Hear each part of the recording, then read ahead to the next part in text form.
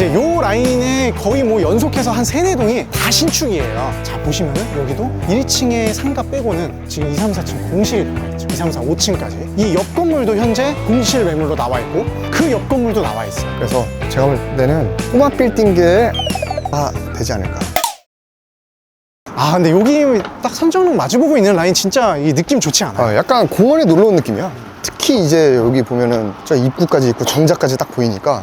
저 앞에 보세요. 벌써 이 오전 커피 타임 하면서 산책하는 그 땡땡이 치시는 분들 막 보이고. 아, 안 좋네. 이게 대표이사 입장에서는 안 좋은 건데요. 다 땡땡이 치러 가니까. 제가 지금 잠실에 살아봤잖아요. 공원 뷰가 좋은 게 뭐냐면 봄, 여름, 가을의 변화를 볼 수가 있어. 근데 이제 한강 뷰는 그런 게 없어요. 그래서 나이 들면 산을 좋아하나 봐. 이 변화를 느낄 수 있거든. 꽃을 좋아하게 꽃을 되고, 좋아하고. 네, 숲, 초록색, 그치. 하얀색, 갈색. 젊을 때는 그냥 강, 바다 이런 거 좋아하잖아. 변화가 없거든. 이런 게 굉장히 좀 좋죠. 갑자기 또 감성적으로 확 오셨네요. 이게 표정도 아련해지시고. 좀 40이잖아, 아직. 아, 이런 거 얼마나 좋을까. 개발하기에도 좋을 거야. 명도 아마 안 될 거예요. 막 장사하고 싶어지니까 싸게 딱 사가지고 기다리다가 다 개발 제대로 올리는. 이 건물주가 직접 수어탕집 운영하는 걸 그러실 수도 있으니까. 있죠. 대부분 그렇죠. 이런 곳들이. 참 이게 건축법적으로 가면 할 얘기가 많은데 여기는 그 북도로라면서 왜 이렇게 약간 뭐 깎인 것도 있고 그래요. 그러면 이제 이따 저쪽 가서 말씀은 드리겠지만 여러분, 안각이라고 있습니다. 안각. 문화재 안각. 안 가. 어디가? 안 가. 아, 근데 이거 촬영하면서 이렇게 좀 산책로 걸으니까 좋은데요? 그러니까 아니, 학생들이 소풍한다 보네. 아, 그러네요. 옛날에는 이런 거 보면 그냥 학생인가 보구나 아니 관심 없었거든. 근데 요즘에는 좀 있으면 우리 딸도 저기 있겠지 약간 그런 생각이 든다. 이게 역시 이 사람이 자연과 함께 하니까 좀 감성적인 멘트도 나오고 좋은 것 같습니다. 자, 이제 저희는 선정릉의 동측에 위치한 이 세로축 이 도로를 따라서 올라가고 있는데요. 이 라인이 이제 이면에서는 오피스, 사옥, 신건물로서는 인기가 아주 많은 라인입니다. 어떤 분은 참고로 그분은 여기에 건물을 투자하려고 좀 긍정적으로 보시던 분이에요. 강남에 뉴욕이다 여기가. 약간 이 센트럴파크 뷰처럼 요 릉 뷰가 보이는 게 바로 요 라인이다. 야, 근데 아까 저기 있을 때도 뭐 녹지가 보인다 해가지고 제가 막 칭찬했는데 여기가 더하네. 그래서 요쪽 건물들에서 딱 뷰가 나온다고 해요. 이 건물이 딱 거기에 맞게 잘 지었네. 그래서 이 건물을 소개해 드리려고 제가 사례로 가져왔죠. 너무 좋네. 참고로 이제 이 건물은 미리 스포를 하면 우리 노년 3차 프로젝트, 선정릉 프로젝트를 함께하고 있는 실건축에서 대수선을 했던 사례고요. 저는 이제 작년에 내부도 사전 답사를 좀 했습니다. 작년 말에. 우리 PM하고 있는 현장 포트폴리오 미리 소개할 때 왔던 데가 여기구나. 맞아요. 그래서 저는 이제 4층, 5층에 올라갔을 때 그 광경을 잊을 수가 없어요.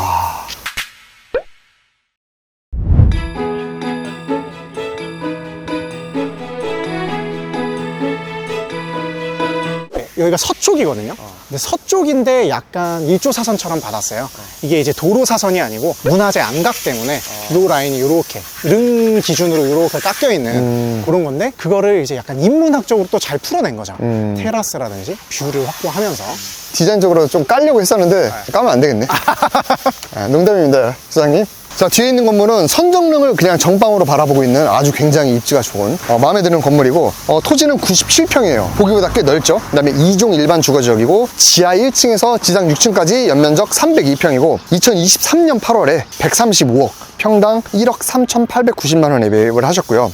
이드메인 2024년 작년에 대수선을 했습니다. 공사비는 한 20억 정도 받습니다. 그리고 예상 부대 비용, 취등록세, 설계비, 감리비, 기타 이자랑 여러 가지 해가지고 부대 비용 15억. 그러면 총 사업비는 170억. 으로 추정을 하고 거기에 이제 등기상 대출이 한 65억이 있으니까 내 돈은 약 105억 가지고 이 사업을 진행하지 않았을까라고 생각합니다. 통임대는 5억에 4,200만 원에 나와 있고요. 총 연면적은 302평이었는데 지하는 지금 주차장으로 돼 있기 때문에 임대만 놓을 수 있는 위의 면적만 봤을 때는 237평이고 그렇게 했을 때 NI는 한 17.7만 원 정도 그렇게 지금 나와 있는 상태입니다. 그래서 4,200만 원에 만약에 임대가 맞춰진다 라고 하면 수익률이 몇 프로죠? 그러면 대략 거의 4% 정도 나옵니다. 4% 정도? 그래서 굉장히 높은 편이고 지금 임대가 왜 안 나가냐 그 얘기를 이제 이 라인부터 좀 하려고 해요. 왜냐면 이 라인이 아까 딱 오면서 굉장히 인기가 많은 라인이라고 했는데 이제 걸어가다 보면은 임대 현수막을 좀 많이 볼 수가 있어요. 그러니까 여기가 영구조망이라는 점 때문에 시세 대비 높은 임대료에도 소화가 되던 그런 라인인데 이런 업체들이 요새 경기가 휘청하면서 원가 절감에 가장 노력을 기울이고 있는 업종들이 많기도 하고 그런 규모의 업체들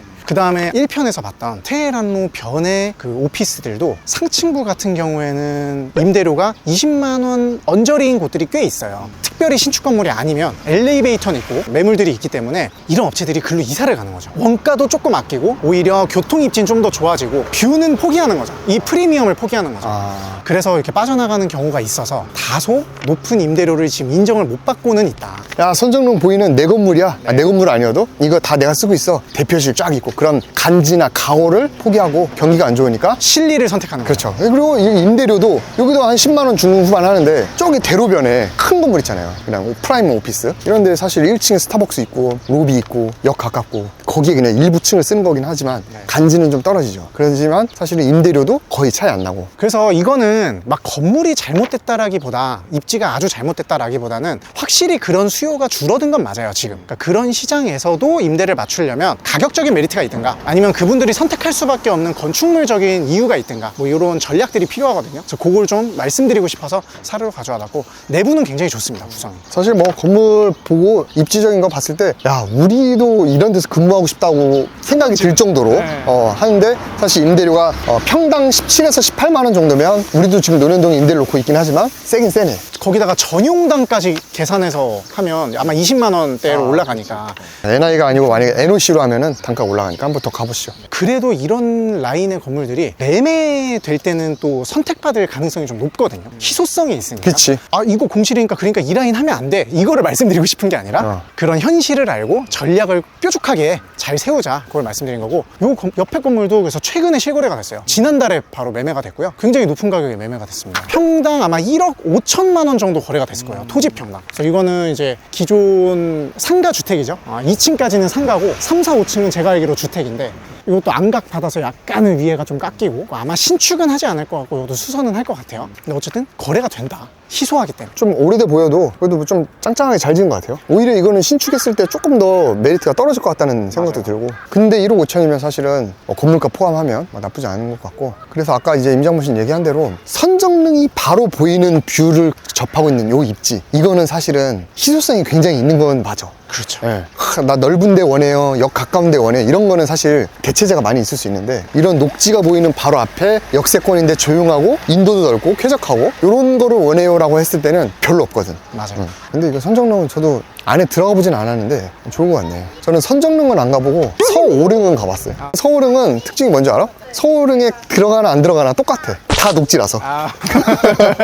서울 도심 속에 이런 게 있다는 게 큰 메리트지. 이게 우리가 예전 다른 임장 콘텐츠 편에서도 막 얘기했지만 강남의 어떤 블럭마다 공원이나 학교가 섞여 있는 경우가 있잖아요. 그쵸. 그 라인 주변이 인기는 많은데 요 선정릉은 특히 특별한 것 같아요. 일반적인 공원은 아니잖아요. 그렇지. 우리가 보통 학동공원, 청담동의 도산공원, 그 다음에 공원은 아니지만 영동고등학교 그렇게 트여 있으면은 반영구 조명이 됐는데 요거는 사실은 인위적인 게 아니고 선배 조상님들이 만들어 놓은 거잖아요. 그러니까 사실은 더 이제 역사적 가치도 있고 그렇기 때문에 더 보존성도 높고 그래서 제가 볼 때는 꼬마 빌딩계의 아크로가 되지 않을까. 그렇게까지 고평가를 또 해주신다고. 왜냐면 그 서울숲이라는 거는 거의 국가에서 관리해주고 있는 공원이잖아. 근데 이거는 국가가 뭐야? 이건 조상님들이 지켜주는 어떻게 보면은 이거는 전쟁이 나도 협약에 의해서 건들지 말자라고 서로 적군끼리도 하거든. 병원, 문화재, 유네스코 이런 거는 이건 후손들을 위해서 요거는 이제 폭탄 터트리지 말자. 약간 그런 게 있는데 근데 일제들은 이때 일제장정기 때 막 도구라고 개새끼 어쨌든 근데 이 라인은 그 지금 앞에 몇 개만 개발 안 된 걸 제가 보여드린 거고 쭉 올라가다 보면은 그 삼성중앙역 라인까지 나와요. 아까 얘기한 선정릉역의 우측이죠. 언주로 봉은사로 봉은사로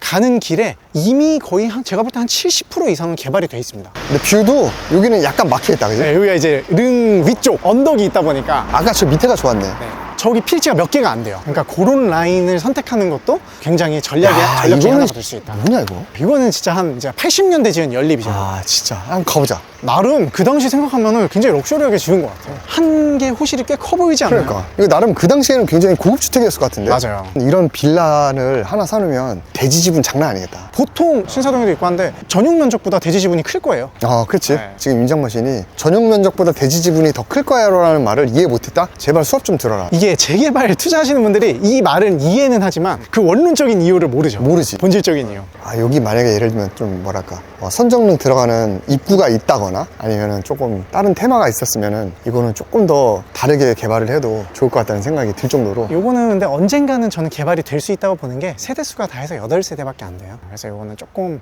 의기투합만 되면은 될 수 있을 것 같고, 저 윗집은 보세요. 통창으로 했네, 인테리어를. 그러니까 이건 건물이 되게 오래돼서 그렇지 사실은 살기 좋을 것 같지 않아요? 인테리어만 싹 해놓으면. 갑자기 그 생각이 난다. 글로우 서울. 아, 황금돼지가 오면 그냥 노란색 라임스톤 되는 거고, 글로우 서울이 오면 딱 봐. 벌써 정원 만들겠지. 그러네. 여기 다 야장. 그냥 조경이라. 본드 알아? 네 어렸을 때 하던 본드 말고. 여기도 보면 지금 1층 나름대로 리모델링 해놨어. 상가로 하려고. 이제 당시에 단지 내 상가 아니었을까요? 창고 같은 건데 층고가 나보다 낮아. 내 키가 180인데 이제 요거보다 조금 낮죠? 자, 그래서 제가 이렇게 왜 또 걸어왔냐, 이제 요 라인에 거의 뭐 연속해서 한 3-4동이 다 신축이에요. 신축급 건물들이 있고 다 4옥인데, 자 보시면은 여기도 1층에 상가 빼고는 지금 2, 3, 4층 공실이 나와 있죠. 2, 3, 4, 5층까지. 이 옆 건물도 현재 공실 매물로 나와 있고, 그 옆 건물도 나와 있어요. 지금 이렇게 쭉 다 걸어와 보니까 여기보다 저 밑에가 더 좋은 것 같아요. 그쵸. 그렇다고 건축물이 잘못됐냐? 그것도 아니에요. 여기 앞에 와서 보면은 오히려 건축물은 이게 더 좋아. 건축물 보면 직결 계단 있죠. 층별로 테라스 다 확보했죠.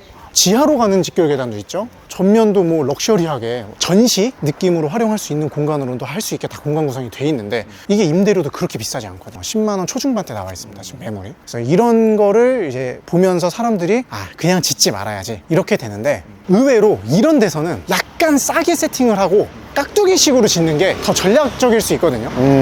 여기 보면은 요 건물도 신축인데 디자인은 영 비교되죠. 근데 얘가 지금 가격은 좀 더 낮은데 실제로 문의가 더 많다고 해요.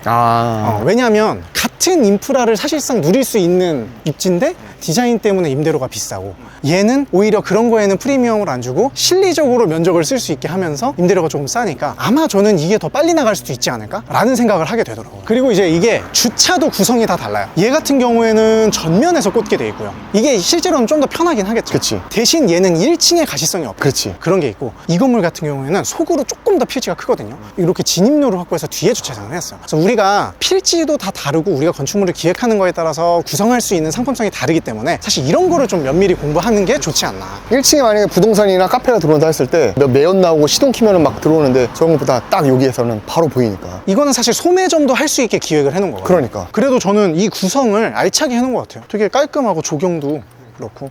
자, 아무튼 그 세 개 연달아 있는데 다 임대고, 조금 컨셉이 다르긴 하지만 그래도 입지적으로는 다 비슷하고 볼 수 있는데, 또 이런 것도 좀 면밀하게 더 체크해가면서 봐야 또 되지 않을까 하는 생각이 들고. 자, 어쨌든 부산하던 우리 테헤란로 중심지구부터 선릉역 앞에부터 좀 이면 이 선정릉까지 건너가죠. 청소가 들리고 있으니까. 자, 우리 대선 포스터 앞에서 한번 마무리를 할까요? 좋다. 몇 번 앞에 서실 거예요? 나는 1번 앞에 서야지. 그래야 가리니까. 그럼 저는 어떻게 너는 서요? 4번 앞에서. 4번은 조금 보여줘. 아무튼 부동산 채널 앞으로도 많이 봐주시고요.